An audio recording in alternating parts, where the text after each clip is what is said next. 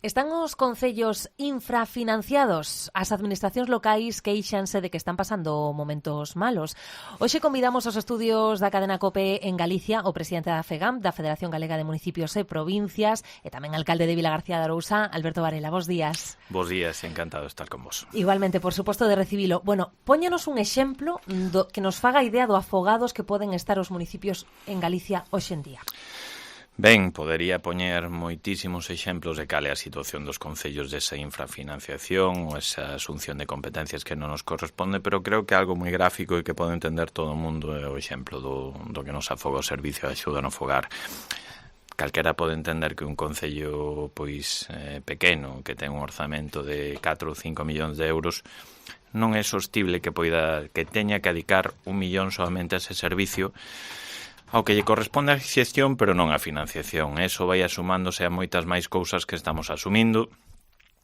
Somos a administración local que máis ten que aportar aos nosos servicios sociais básicos, con moita diferencia sobre a media estatal. Asumimos tamén gastos da gratuidade das escolas infantís, etcétera, etcétera, etcétera. É dicir, estamos nunha situación desesperada que, como non se tomen cartas no asunto, vai haber moitos concellos, sobre todo, como decía, aqueles máis pequenos que estén nunha situación de, non sei se chamarlle, pero probablemente quiebra técnica ou quiebra económica porque non poidan asumir o que si lle corresponde pola lei de bases da réxime local, outras competencias que exercían habitualmente que non van a poder exercer. Cantos concellos estarían nesa situación de quiebra? Ben, dos 313 concellos aí nesta situación, eu creo que, salvo as grandes cidades que tamén están pasando as súas dificultades, o resto vai a ter unha situación delicada. Os pequenos, pois por as súas características, porque teñen unha situación, como decía, de pouca poboación, eso dificulta menos xente aportando ingresos e pon unha situación delicada.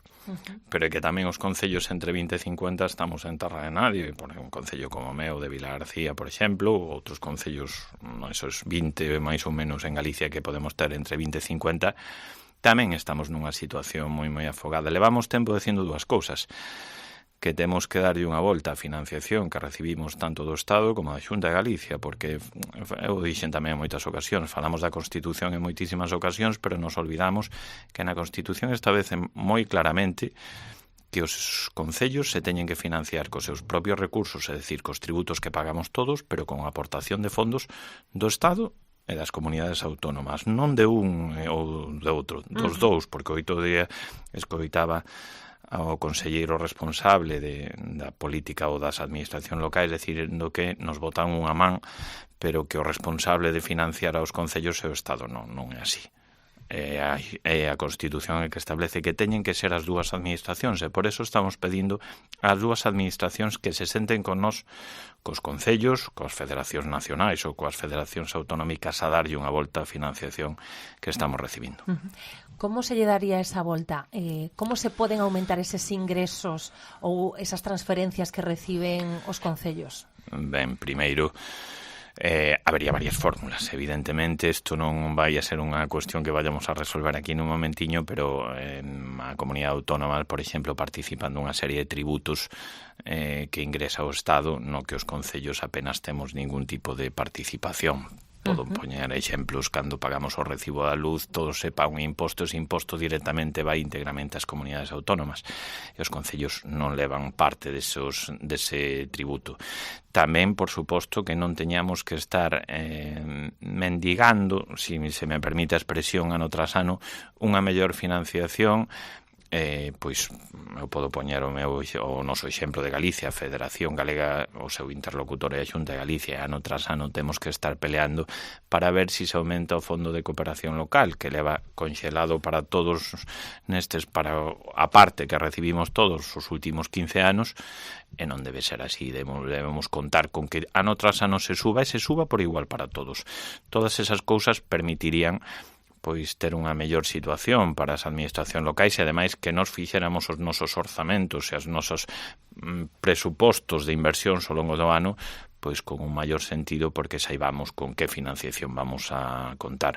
Todas esas subvencións finalistas que se van dando, en a que en moitas ocasións quedan excluídos nos concellos, non permiten facer unha planificación estable. Eu defendo que os fondos que recibimos das outras administracións deberían ser incondicionados porque os que mellor saben as necesidades que ten un concello pois son os propios alcaldes e alcaldesas, os equipos de goberno mellor saen subvencións, pois, por decir unha cousa, para campos de fútbol, pero que necesitamos ter recursos para mellorar o noso saneamento. Pois eso debería corrixirse. Entendo que esta demanda da financiación local é urxente, non? Porque cando hai estos concellos que están en quebra, entendo que, bueno, que lle surxe que haxa, máis ingresos. Porque se un concello quebra, cal sería a consecuencia máis inmediata? Que se deixen de prestar servizos, que non teña ningunha liña de financiamento? Sí, claro, que se un concello non ten, podemos entender calquera da nosa casa, se eu non teño pois un salario e quero facer obras na miña casa, non podo realizalas. Pois isto que está sucedendo durante estes últimos anos. A diferencia que fai pouco os concellos non tiñamos cartos para facer investimentos, as obras grandes, e ora o problema que estamos tendo é para asumir o noso gasto corrente. Por que? Pois porque cada vez máis se está collendo a costume de que o resto das administracións fagan unha lei sectorial, nos poñan unha obriga aos concellos, algo que teñamos que facer ao marxen das competencias clásicas, pero non ven acompañada a financiación correspondente. Entón, se eu teño máis obrigas, teño máis gastos, pero non aumento os ingresos, de algún lado teño que sacar. Eso que está pasando, que os concellos estamos facendo a maioría, a mellor algún non, pero a maioría malabarismos para poder asumir o noso día a día. Teño entendido que son alrededor de 170 millóns de euros os que van deixar de ingresar os concellos e deputacións pola non aprobación do decreto ómnibus, por non actualizar as entregas a conta para 2025. Por exemplo, os concellos de menos de 5.000 habitantes perden case 2 millóns de euros. Obviamente isto non axuda a todo isto que estamos falando. Pedirán ao goberno que se actualice canto antes isto? Sí, por suposto. Ao longo destes anos é certo, pois que por parte do Goberno do Estado se ha aumentado a participación nos ingresos do Estado, ainda que poida non ser suficiente, pero sí que se ha aumentado no tras ano, pero que decaese ese coñecido como lei ómnibus ou decreto ómnibus, entre as medidas que había, pois é mellorar ou actualizar as entregas a conta da liquidación que tiñamos que recibir os concellos. A realidade, como non se aprobou, pois volvemos ao ano anterior, e a realidade é que vamos a recibir menos ingresos dos que tiñamos estimados.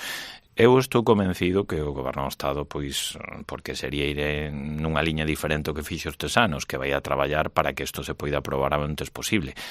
Pero depende, pedimos responsabilidade a todos os grupos parlamentarios que teñan que aprobar isto no Parlamento, pois que o seu voto sexa favorable, porque estes días nesa de caer o decreto ómnibus eu escoitei moito falar de, por poñer un exemplo, do Palacete ou a sede do PNV. En cambio, me faltou pois aqueles que estaban votando en contra escoitarlles como iba a quedar a situación dos concellos ou das comunidades autónomas. A mí me toca preocuparme dos concellos, non das comunidades autónomas, dos concellos galegos, pero a realidade é que isto foi un palo importante e que esperemos que se corrixa o antes posible, porque eso xa agravaría todavía máis a situación dos concellos. Se xa contábamos con eses cartos e de repente nos din que non, pois é un problema engadido.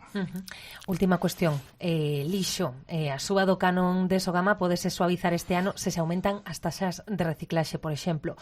Como están aplicando esa suba neste 2025 os concellos galegos? Que queda por facer? Imagino que moito, non? Ben, aquí cada concello é un mundo, cada concello, dependendo da súa situación, veu se tiña que subir as taxas do lixo, non? Por exemplo, podo dicir como eu tiven a necesidade de subir esas taxas do lixo.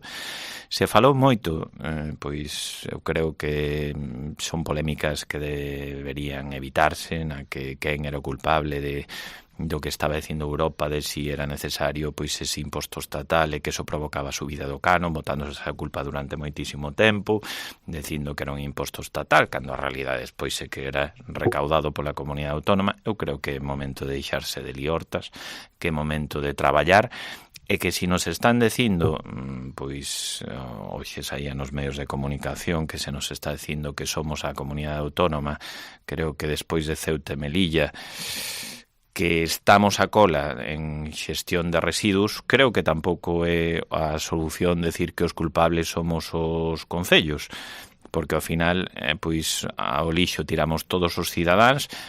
hai Consellería de Medio Ambiente, que entendo que tamén debe ter algo de competencia en colaborar, ou polo menos con ese imposto que está recaudando, pois ao mellor é necesario campañas de concienciación para que entre todos o fagamos mellor.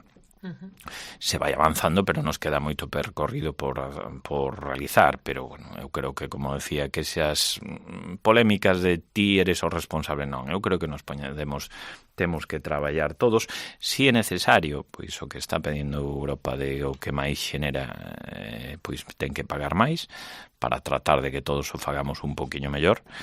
Esa liña que temos que seguir nos próximos anos. Dende logo, nos puxémonos a disposición da Consellería na última reunión que tivemos para tratar de facer algunha campaña conxunta e mellorar os datos de Galicia. Quedamos con iso. Alberto Varela, presidente da FEGAMP, graciñas por achegarse hoxe aos nosos estudios. Nada, gracias a todos vos.